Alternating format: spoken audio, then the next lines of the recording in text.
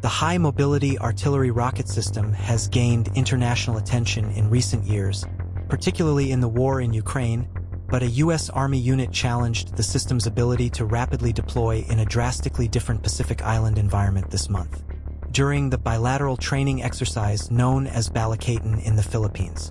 HIMARS made a trip down to the southwestern island of Palawan and up to northern Luzon, hitching rides on C-130s and being whisked from ship to beach using U.S. Marine Corps amphibious hovercraft called Landing Craft Air Cushion.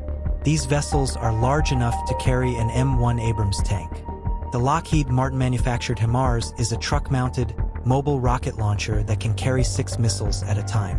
Lockheed has seen a large increase in HIMARS orders from a wide variety of countries in Europe, but was also recently slated to provide a few to Indo-Pacific nations, including Taiwan. While this is not the first time HIMARS was used at the annual training exercise in the Philippines, the U.S. Army tried to demonstrate how it can be transported and quickly deployed in a plethora of different ways, including via non-Army assets. Captain Garrett Conk, battery commander of Alpha Battery, told Defense News at Lalo Airport. During the exercise, the Army and its partners demonstrated 2 HIMARS rapid infiltration operations. On May 1st, the Army hauled 2 HIMARS aboard a semi-truck from Fort Magsaysay located in central Luzon to an airfield in Subic Bay. The HIMARS launchers were then loaded into a U.S. Air Force C-130 transport aircraft and flown roughly 700 kilometers to the San Vicente airfield on Palawan Island. The Army then took HIMARS on a tactical road march to San Vicente Beach and loaded the systems onto LCACs, which then drove into the ocean to the U.S. Navy's an amphibious transport dock Somerset, which then traversed the western coast south to Rizal. The LCACs delivered HIMARS ashore at the beach for a live-fire exercise that included other assets such as 105mm howitzers from the Philippine Armed Forces. Following the live-fire exercise, the HIMARS systems took a reverse trip back to Subic Bay. The entire process took 72 hours, according to Conk.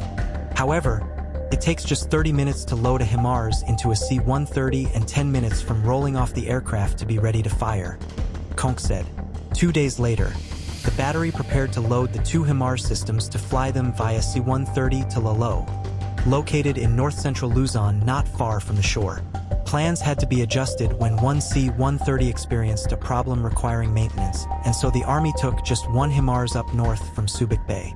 At Lalo, a commercial airport shut down for military operations during Balakaitan, the HIMARS system conducted a series of simulated live-fires, receiving fire mission commands from the All-Domain Operations Center, part of the MDTF, set up in the Philippines at a base near Manila. Then the battery conducted another tactical road march on May 7th from Lalo to Port Irene, a distance of 40 kilometers. The purpose of the road march was to prove HIMARS could make it through to a northern port using challenging island infrastructure. Roads in many cases are narrow. Village storefronts and homes along the road are built just inches from where vehicles such as jeepneys, made from jeeps left behind by the U.S. military after World War II, and tricycads, motorbike taxis, zip through while weaving and dodging each other in intense tropical heat. The HIMARS went along with 2 Army Humvees and a Marine Corps Joint Light Tactical Vehicle, as well as a Philippines Armed Forces escort in an SUV. The trip was without incident and took an hour and a half, Conk reported, as his unit line hauled HIMARS on a 10-hour road trip back to Fort Magsaysay.